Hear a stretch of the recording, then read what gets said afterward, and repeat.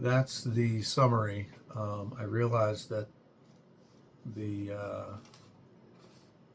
desk arm thing that holds my phone is shaking a little bit, so I'll try not to move so much. This is our Declaration of the original 13 United States of America as written back in Congress on July 4th of 1776. This is the unanimous Declaration of the 13 United States of America, meaning all 13 states agreed to all of this and signed it. There's even a list of the 13 states back here with the names of all those who approved and signed off on it. When, in the course of human events, it becomes necessary for one people, e pluribus unum, for one people to dissolve the political bands which have connected them with another, and to assume among the powers of the earth the separate and equal station, to which the laws of nature and of nature's God entitle them, a decent respect to the opinions of mankind requires that they should declare the causes which impel them to the separation.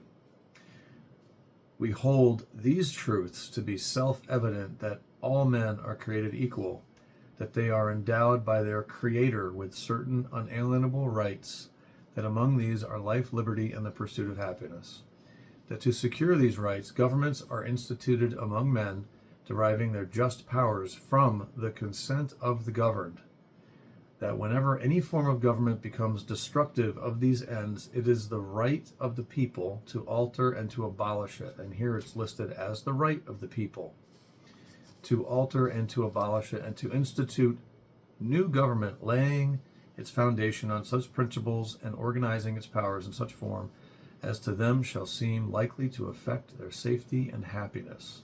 Prudence, indeed, will dictate that governments long established should not be changed for light and transient causes, and accordingly all experience hath shown that mankind are more disposed to suffer, while evils are sufferable, than to right themselves by abolishing the forms to which they are accustomed.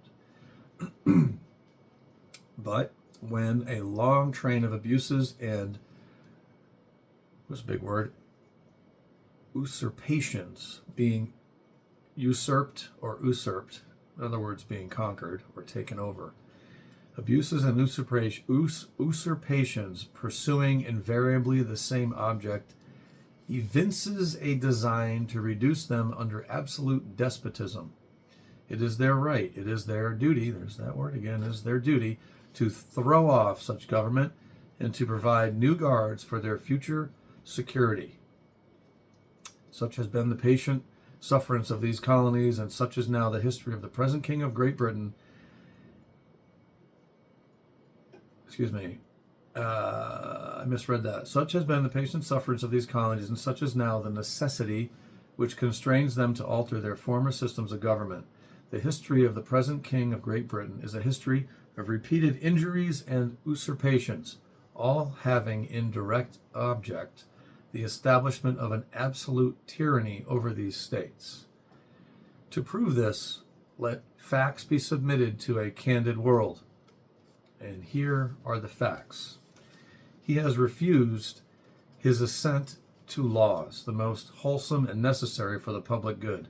He has forbidden his governors to pass laws of immediate and pressing importance, unless suspended in their operation till his assent should be obtained, and when so suspended he has utterly neglected to attend to them. He has refused to pass other laws for the accommodation of large districts of people, unless those people would relinquish the right of representation in the legislature, a right inestimable to them and formidable to tyrants only. He has called together legislative bodies at places unusual, uncomfortable, and distant from the depository of their public records, for the sole purpose of fatiguing them into compliance with his measures. He has dissolved representative houses repeatedly, for opposing with manly firmness his invasions on the rights of the people. He has refused for a long time, after such dissolutions, to cause others to be elected, whereby the legislative powers, incapable of annihilation, have returned to the people at large for their exercise. the state remaining in the meantime exposed to all dangers of invasion from without and convulsions within. He has endeavored to prevent the population of these states for that purpose, obstructing the laws for naturalization of foreigners, refusing to pass others to encourage their migrations hither, and raising the conditions of new appropriations of lands. He has obstructed the administration of justice by refusing his assent to laws for establishing judiciary powers. He has made judges dependent on his will alone for the tenure of their offices and the amount and payment of their salaries. He has erected a multitude of new offices and sent hither swarms of officers to harass our people and eat out their substance. He has kept among us in times of peace standing armies without the consent of our legislatures. He has affected to render the military independent of and superior to the civil power. He has combined with others to subject us to a jurisdiction foreign to our Constitution and unacknowledged by our laws, giving his assent to their acts of pretended legislation, for quartering large bodies of armed troops among us,